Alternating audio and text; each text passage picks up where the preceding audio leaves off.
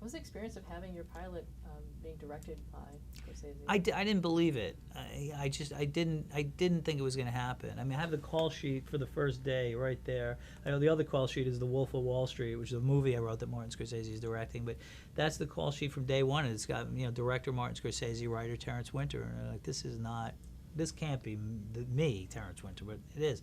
The first day on set, it was a rainy Monday morning, and we were in Brooklyn at the Dutch Reformed Church on Flatbush Avenue.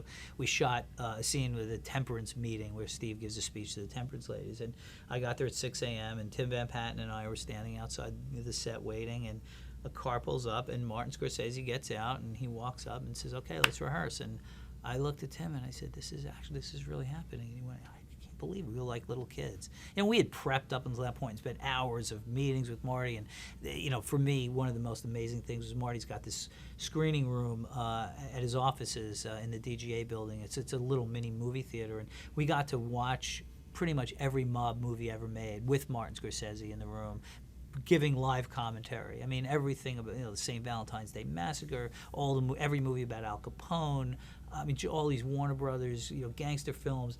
We watched Some Came Running because there's some carnival sequences that reminded him of the Boardwalk, and this was like the greatest film class you've ever had times a million.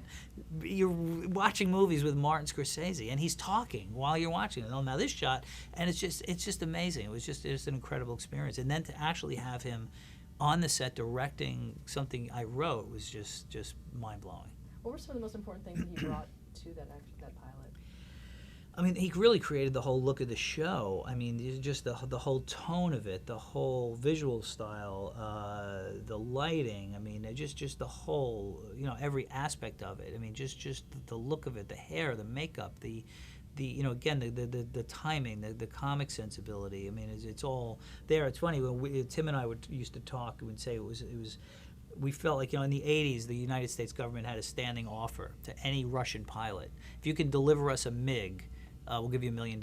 And what they do is they get the MiG and they dismantle it, and then they put it back together and they see how it works. We were waiting for him to deliver the pilot. That was our MiG that we were going to then dismantle. Say, how do we do this every week now? So waiting to get it so we could say, okay, this is what it needs to look like. So Tim directed episodes 2 and 3 of the series, and that was by design. It's Tim, who's, if anybody could follow Martin Scorsese, Tim Van Patten can.